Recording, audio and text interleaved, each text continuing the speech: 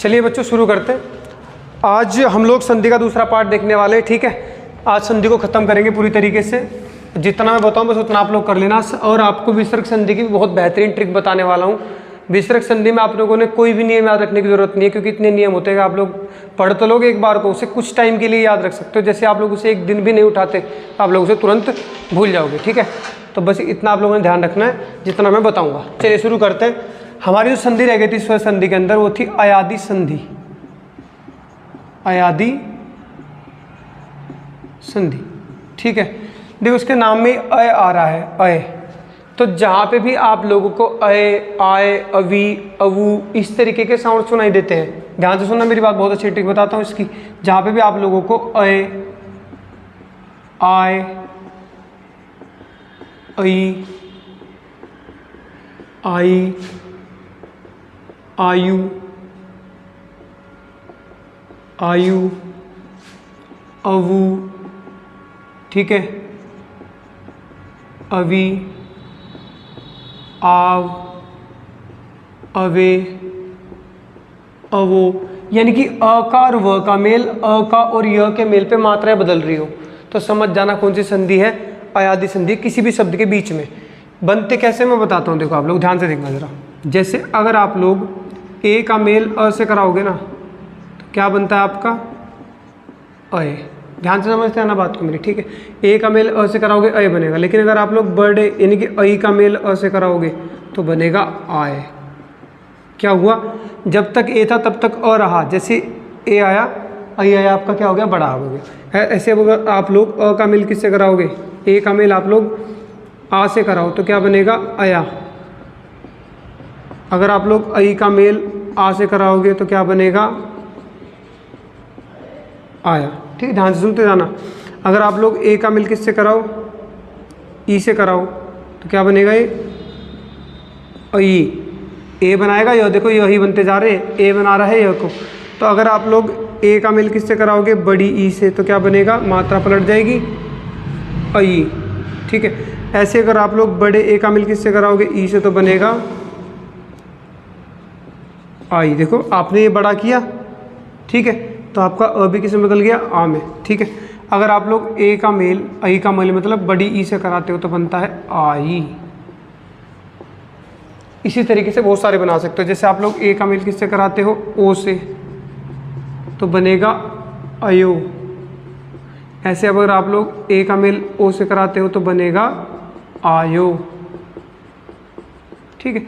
Same condition किसके साथ बन जाती है, सेम कंडीशन बन जाती है आपकी व के साथ। वो को लेके कैसे, देखो जरा ध्यान से। अगर आप लोग ओ का मेल अ से करते हो तो बनेगा क्या अव। अगर आप लोग औ का मेल अ से करते हो तो बनेगा आव। देखो ये बड़ा किया आपने, ठीक है, ओ को औ किया तो ए का आ बन गया। अगर आप लोग औ का मेल आ से करते हो तो बनेगा आवा। बात समझ में आ रही है। इस तरीके से आप लोग बहुत सारे कॉम्बिनेशन बना सकते हो उसके, ठीक है। चलिए देखते हैं आगे। इसके कुछ उदाहरण मैं आप लोगों को बता देता हूँ। जैसे ने प्लस अन, ठीक है, श्रो प्लस अन, और भी बताता हूँ इसके अंदर, पहले से देख लेते हैं। ने प्लस अन, कोई ने में आपका ए है प्लस ए है तो क्या बनेगा आपका ये भाई।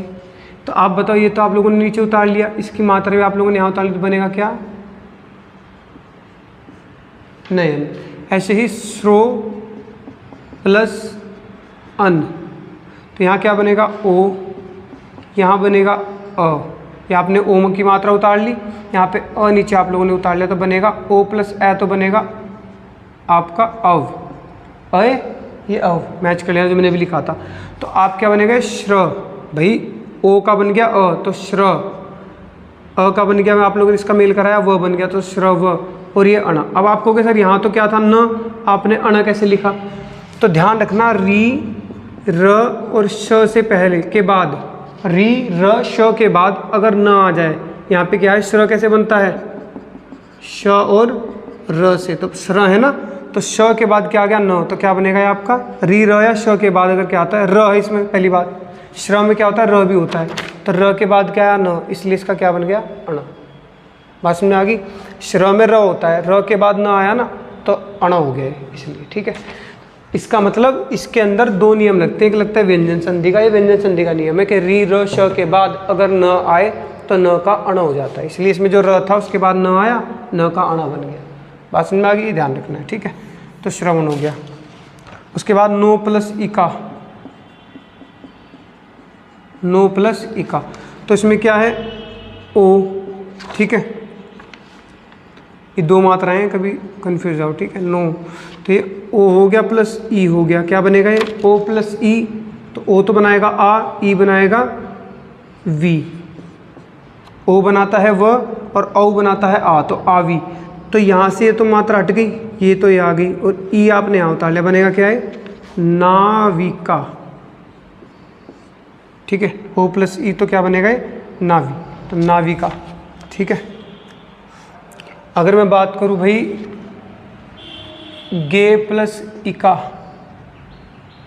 गे प्लस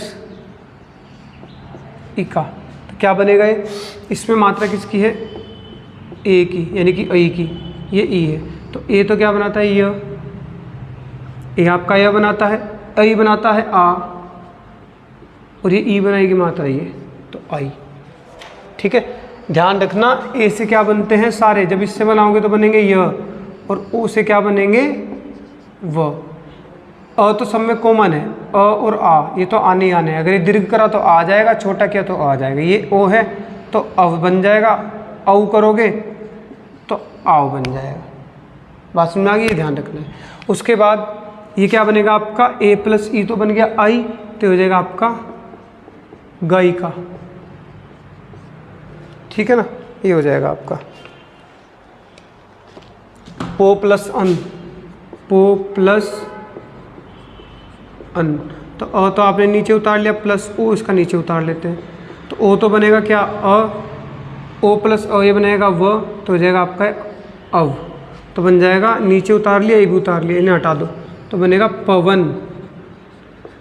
अब आप लोग ध्यान से देखो, सब में अय अव अव इस तरीके के नाम आ रहे होंगे। अय देखो बीच में नयन अयन, श्रवण अवण, नाविका आवी, ठीक है, गायिका आई, पवन अव, तो सब में अई आव इस तरीके के नाम आ रहे हैं, ठीक है। तो ये आप लोगों की क्या रही अयादि संधि। अब हम लोग आगे बढ़ते हैं और देखते हैं विसर्ग संधि के बारे में, ठीक है। हेडिंग लगा देते हैं विसर्ग संधि। व्यंजन संधि आपके सिलेबस में नहीं है, इसलिए मैं सिर्फ विसर्ग संधि बता देता हूँ, विसर्ग संधि। अब विसर्ग संधि क्या है, देखो ध्यान से।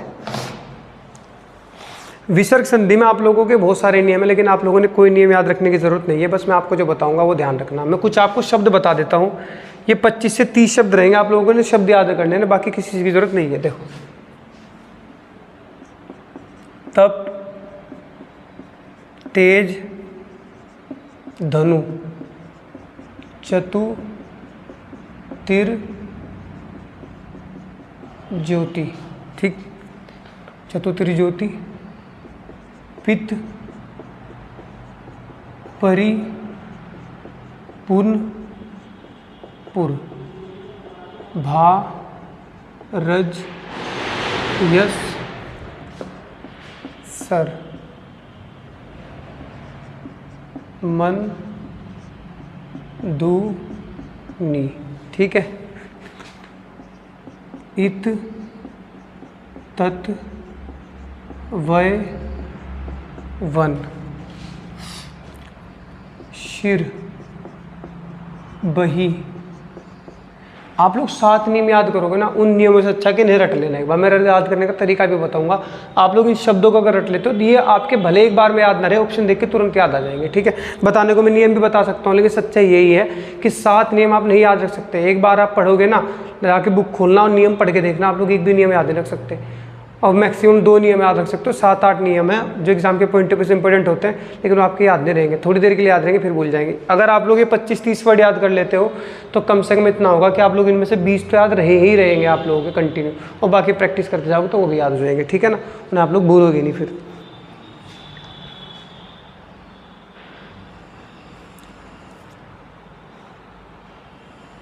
उसके बाद आपका अंत है, ठीक है। गो और पय, ठीक है। प्रथम,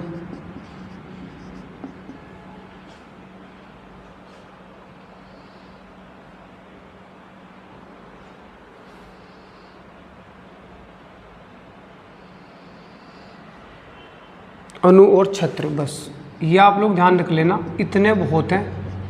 अब देखो इनका यूज कैसे करना है। अब इनके हटाने वाले शब्द लिख देता हूँ मैं, यूज कैसे करना है वो देखना। हटाने वाले शब्द, वर्ण, एक तो आधा च, ठीक है, ओ की मात्रा, उसके बाद श, हलंत, श, स,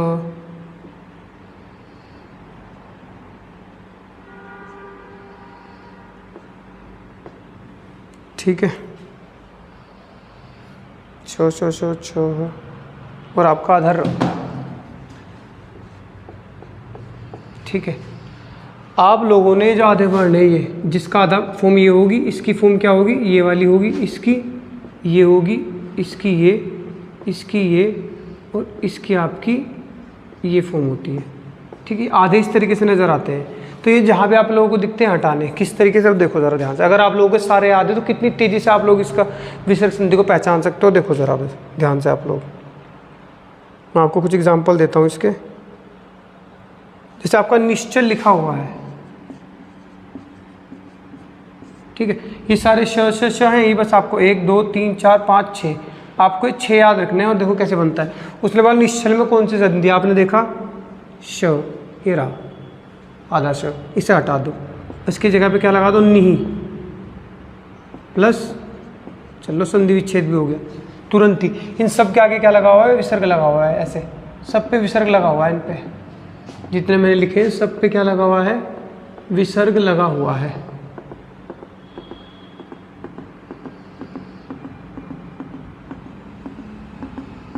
सब पे विसर्ग लगा हुआ है, ठीक है। ये हो गया निश्चल।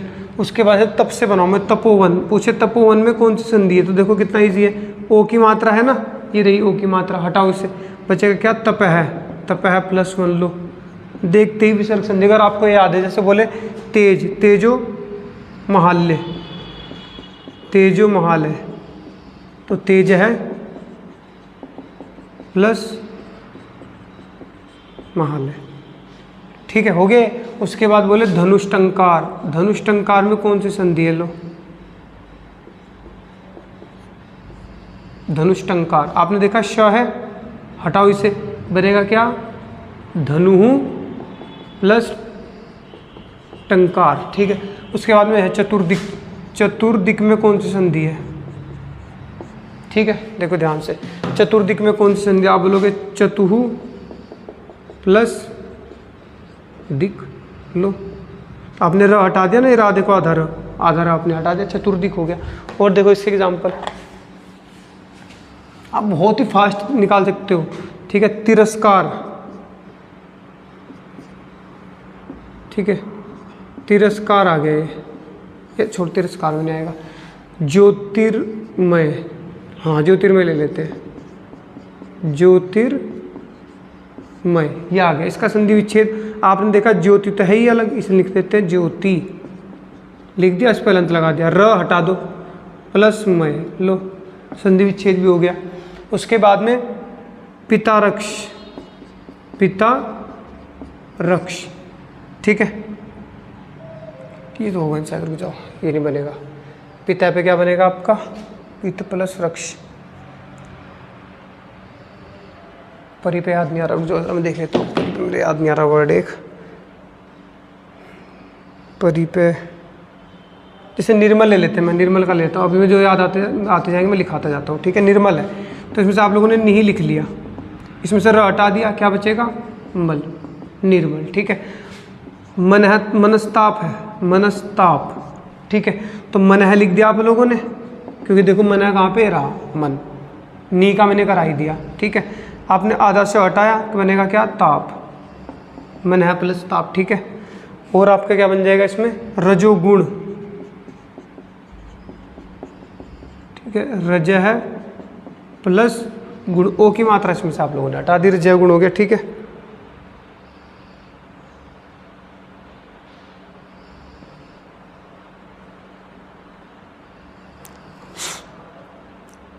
हाँ परिष्कार में देखो, परिष्कार इसका बना लेता हूँ, परिष्कार आ गया ज्ञान, परिष्कार दे रखा है परिष्कार, तो परि ही तो लिख दिया आप लोगों ने, ये रहा, ये हटा दो प्लस कार, ठीक है, परिष्कार हो गया, इसमें हलंत लगा दो आप लोग, ये रहा, ठीक है। तो ये कर सकते हो आप लोग। और देखो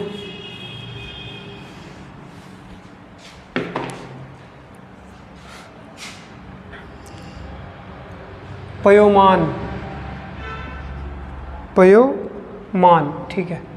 अब देखो यहाँ पे पयः, पयः कहाँ पे है, ये रहा, लगा दे पयः प्लस मान, लो कितना इजी हो जाता है विसर्ग संधि को करना, है ना।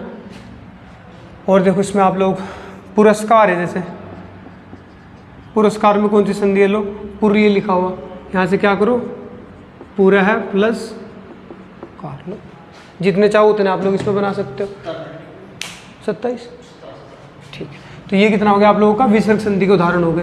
तो विसर्ग संधि मैंने आप लोगों के उदाहरण दिए। फिर जैसे आपका बोलेगा शिरोमणि,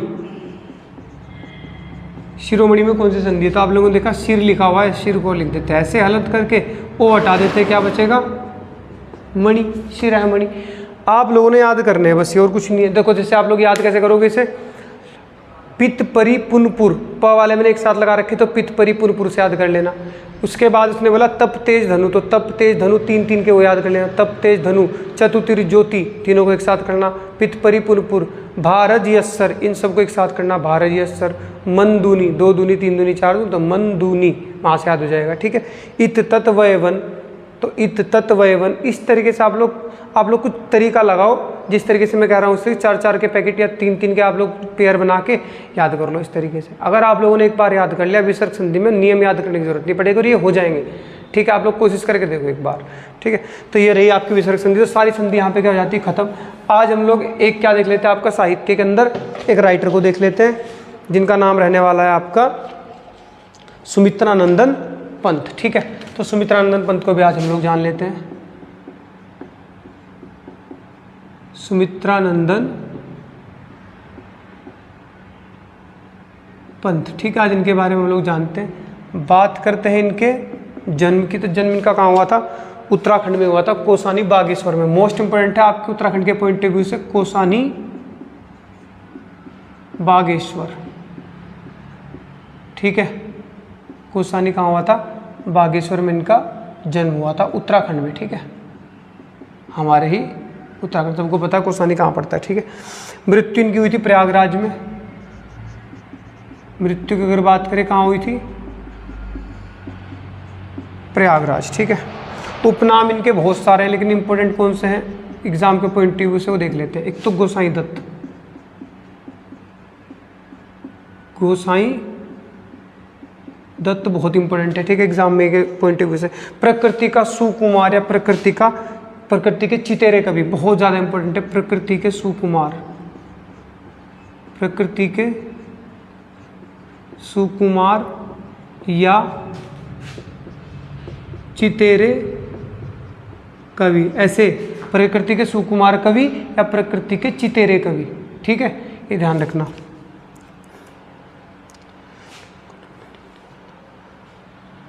एक निहत्था भी आप लोग याद रख सकते हैं, भी इंपॉर्टेंट है, एक निहत्था।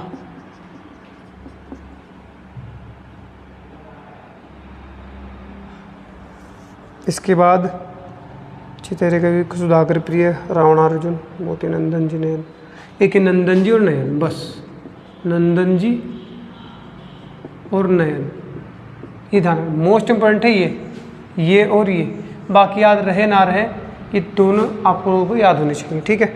इसके बाद हम बात करते हैं इनकी रचनाओं की, ठीक है। अभी बात करते हैं किसकी, इनकी रचनाओं की। इनके बारे में, फिर रचनाओं के बारे में क्या क्या खास बातें वो देख लेंगे। पहले आप लोग रचनाएं लिखो, इनकी रचनाएं, ठीक है। कला और बूढ़ा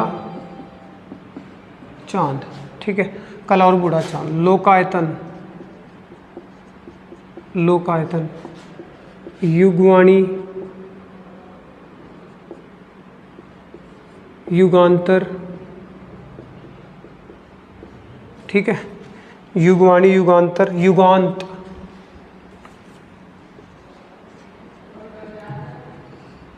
युगांतर, युगांत, गिरजे का घंटा,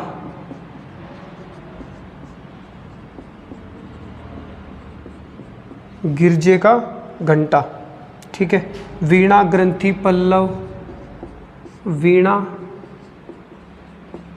ग्रंथि, पल्लव, वे आंखें। जितने भी लिख रहा हूँ ये आप लोगों को याद करनी पड़ेंगी, ये मैं बहुत छांट के लिख रहा हूँ ना, बहुत सारी लिख रखी है इन्होंने कविताएं। वे आंखें, ठीक है। ग्राम्या, ठीक है, ग्राम्या। स्वर्ण किरण, चिदंबरा, स्वर्ण किरण, स्वर्ण धूलि, चिदंबरा, ठीक है, चिदंबरा। उच्छ्वास, उच्छ्वास, ठीक है। हार, ये उपन्यास इनका, ठीक है। एक ही उपन्यास है, याद रखना, मोस्ट इम्पोर्टेंट है। एक ही उपन्यास लिखा था, हार, ठीक है, जो इनका इम्पोर्टेंट ज़्यादा फेमस हुआ। अतिमा और सत्यकाम, अतिमा,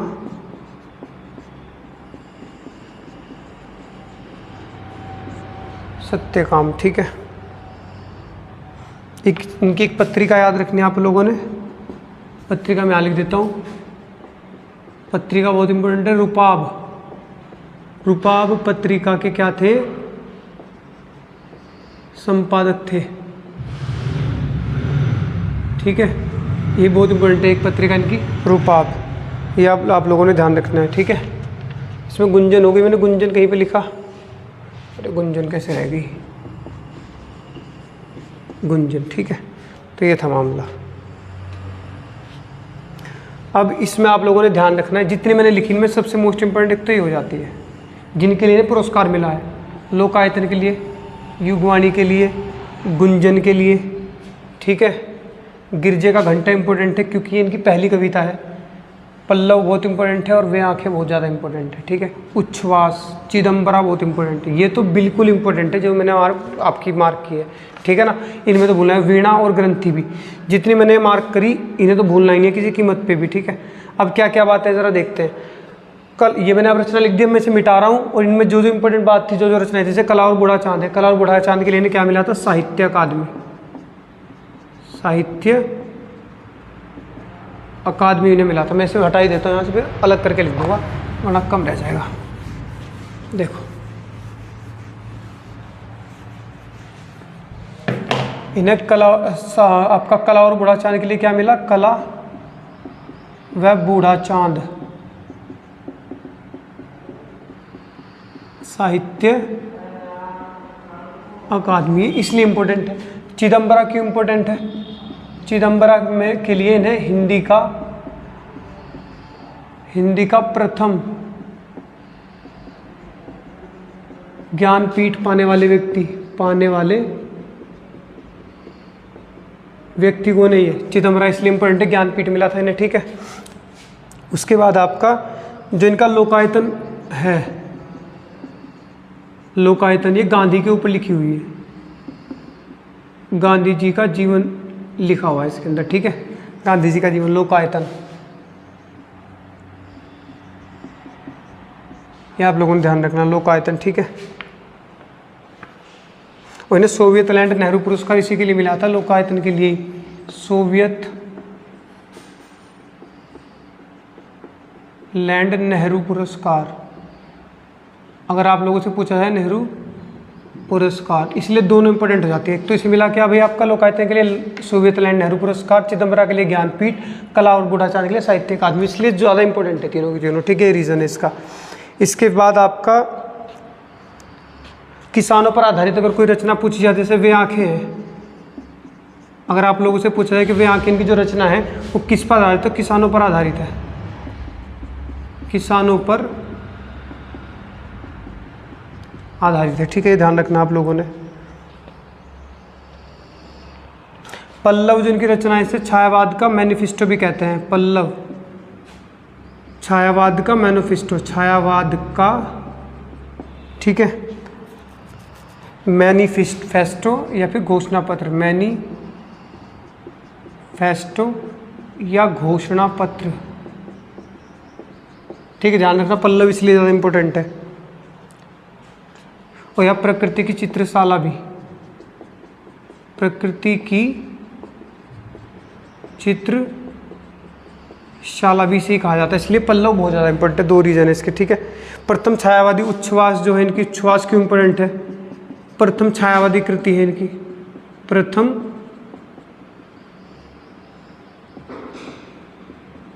छायावादी कृति। अगर पूछा है कि प्रथम छायावादी कृति कौन सी है इनकी, तो उच्छ्वास है, ठीक है। उसके बाद आपका अंतिम छायावादी अगर पूछे तो गुंजन है। गुंजन मैंने मार्क की थी ना, तो अंतिम छायावादी कृति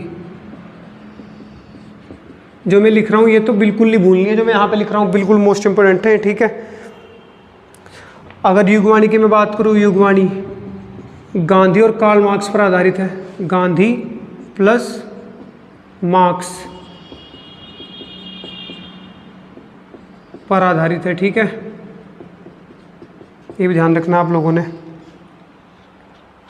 महाकाव्य मैं लोकायतन को बोल चुका हूँ, लोकायतन एक तरीके का महाकाव्य है, भी ध्यान रखना। लेकिन किस पे लिखा गया है? गांधी जी के जीवन चरित्र पे लिखा गया है। इसके बाद आप लोगों का इसमें आता है गिरजे का घंटा। इनकी प्रथम कविता है गिरजे का घंटा, गिरजे का घंटा प्रथम कविता, ठीक है। सन 1916 में लिखी थी उन्होंने, ये ध्यान रखना है। तो ये चीज़ें हो गई, ठीक है। इसके बाद ये ध्यान रखना आपने, एक तो अच्छी तरीके से जो मैंने बोला ये बिल्कुल नहीं मिस करना है, इसे बिल्कुल याद रखना है इनकी तरफ से, ठीक है। ये जो रचनाएं हैं बिल्कुल याद रखनी है। उसके बाद आपका नारी मुक्ति का प्रबल, नारी मुक्ति का प्रबल समर्थक कवि हैं, कवि कहा जाता है इन्हें, ठीक है। रूपा में बता चुका हूँ, चारों स्तंभ में से एक है, क्योंकि ये किसके चले? छायावादी कवि हैं, तो छायावादी कवि में से एक है। छायावाद का विष्णु कहा जाता है, ये मोस्ट इंपोर्टेंट बात है। छायावाद का विष्णु, छायावाद का विष्णु इनको बोला जाता है। और छायावाद का प्रवर्तक विष्णु या प्रवर्तक आप मान सकते हो, ठीक है। ब्रह्मा विष्णु महेश इस तरीके से हैं। छायावाद का विष्णु है, छायावाद का ब्रह्मा ये है, वो सब मैं बताता जाऊंगा आप लोगों को, ठीक है। उसके बाद इनके बारे में जो बात है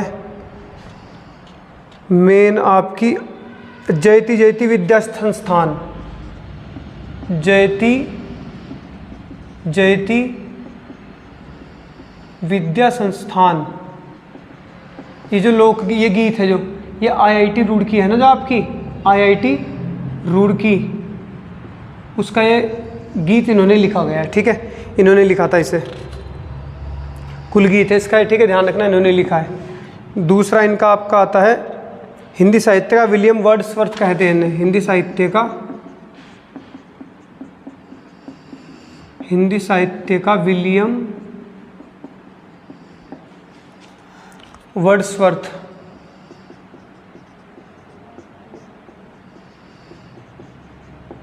ठीक है।